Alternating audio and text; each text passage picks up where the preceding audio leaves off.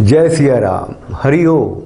क्या कभी न्यायाधीश को, जस्टिस ऑफ इंडिया को उनके फैसले के कारण सजा मिली है? ढूंढ के बताइएगा मेरे को, वो कौन सा फैसला था, कैसा फैसला था।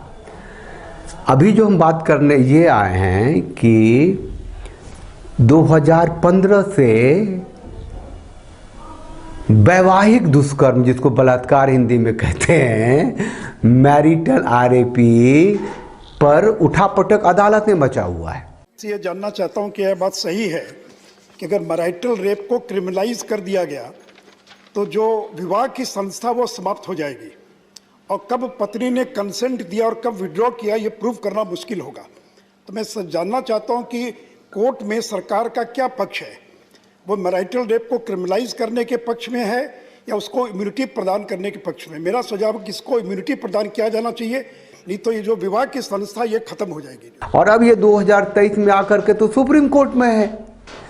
तो ये जो सुप्रीम कोर्ट के जो आदरणीय माननीय ब्रह्मलीन ब्रह्मज्ञानी जो CJI है, चीफ जस्टिस ऑफ इंडिया है चंद्रचूड़, वो तो संविधान को ही कहते हैं स्त्री चरित्र का है। अब भारत माता है तो भारत माता का संविधान तो स्त्री चरित्र की होगी, लेकिन ये स्त्री चरित्र ये है कि पुरुषों को बलात्कारी साबित कर दो, खत्म करो उसको। Section 375 of the IPC, when rape is defined, the sexual abuse inside the marriage is exempted. It says that a man has a right to please be brief. Right to rape his wife. Please be brief. Sir, I'm not sure of that, sir. At the onset, let me say, to condemn every marriage in this country as a violent marriage and to condemn every man in this country as a rapist is not advisable in this august house.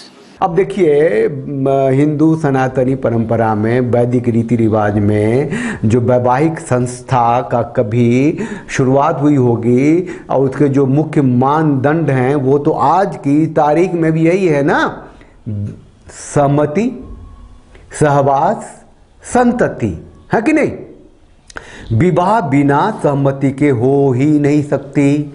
चाहे आप वैदिक रीति से शादी करो, मंदिर में शादी करो या अदालत में करो, कोर्ट में करो, तो ये सहमति होगी तो शादी होगी। सहमति किस लिए होगी? सहवास के लिए होगी।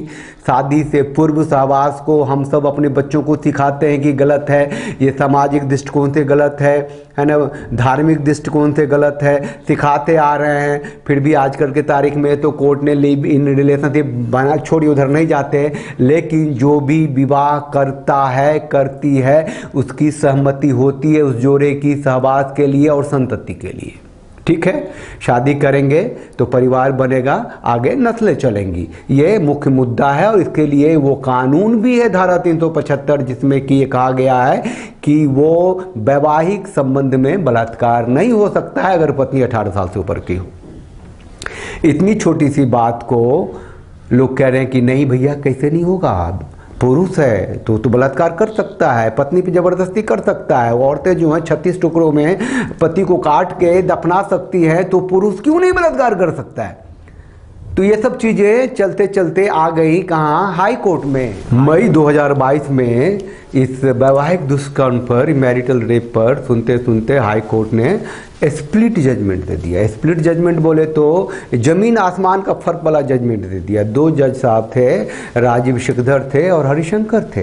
तो राजीव शेखर साहब ने ये कहा कि भैया, कोर्ट को इजाजत नहीं है, अधिकार नहीं है कि जो ऑलरेडी कानून बना हुआ है उसको क्रिमिनलाइज करे। जो कानून है उसको, कानून का प्राधिकरण कोर्ट कैसे कर सकता है? कानून बनाने का अधिकार तो कोर्ट के पास है नहीं। और धारा 375 ये कहती है कि बलात्कार वो नहीं है, जो पति पत्नी के बीच में जो संबंध होता है वो बलात्कार नहीं हो सकता। 36 बातें हो सकती हैं, क्रुएलिटी हो सकती है, दिस हो सकता है, दैट हो सकता है, 498 बने हुए, DV एक्ट बने हुए, बहुत सारी चीजें हैं। तो ये कोर्ट के अधिकार से बाहर की बात है, उन्होंने मना कर दिया। वहीं हरिशंकर जनाब थे, उनका अनुभव था कि नहीं भैया, पुरुष तो बलात्कार कर सकता है पत्नी का भी, तो इस पर बात होनी चाहिए, चित होनी चाहिए। आगे बढ़ा दिया, स्प्लिट जजमेंट आ गया। तो कानून के हिसाब से, कानून की व्याख्या से अगर जजमेंट आता तो स्प्लिट क्यों होता? अनुभव से जजमेंट आया। तो ये दोनों जज साहब जो हैं, जो एक कहते हैं कि वैवाहिक दुष्कर्म संभव नहीं है कानूनी तय करना, और दूसरे कहते हैं संभव है, तो भैया इसमें जज साहब तो दोनों ही है ना, अपराधी भी कोई है? पूरे देश को पागल बना रखा है, गुलाम बना रखा है। अब ये जो दो जज साहब हैं जिन्होंने स्प्लिट जजमेंट दे दिया है, वो उनका माथा जो भी है, लेकिन उन्होंने तो पागल कर दिया लोगों को। अरे ये क्या मतलब, कौन सा वायरस फैला रहे हैं वो? हिंदू रीति रिवाज, सभ्यता, संस्कृति, परंपरा को न देख रहे, कानून को नहीं देख रहे, संविधान को नहीं देख रहे। अगर सब देख रहे हैं तो दो जज अलग अलग स्प्लिट जजमेंट क्यों दे रहे हैं? भैया ये भी अपराध है, लोगों के दिमाग से खेलना, मैं ये कह रहा हूं।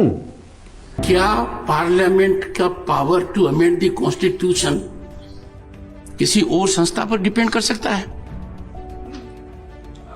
क्या भारत के संविधान में कोई नया थिएटर है जो कहेगा कि पार्लियामेंट ने जो कानून बनाया उस पर हमारी मोहर लगेगी तभी कानून होगा? अब तो चला गया सुप्रीम कोर्ट में।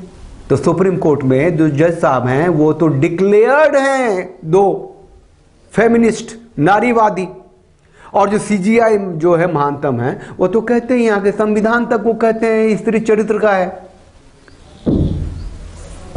मैंने सवाल किया था कि क्या कोई ऐसे न्यायाधीश हैं जिन्हें अपने फैसले के कारण सजा मिली हो?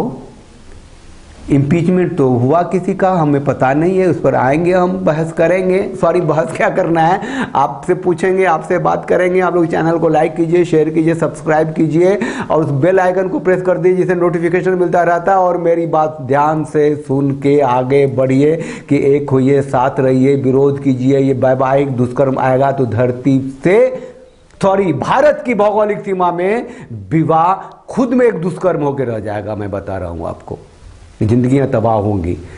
ये जो बेल के लिए जो आज 10 लोग जा रहे हैं वो 1000 लोग जाएंगे। हर पुरुष, कहते हैं ना कि 4 में से 3 एक है, 4 में से 2 ऐसा है, 4 में से 1 ऐसा है। 4 के 4 दुष्कर्मी होंगे, 100 के 100 दुष्कर्मी होंगे, क्योंकि कानून ही ऐसी बनेगी। आज की तारीख में भारत में डाइवोर्स का रेट 1% है।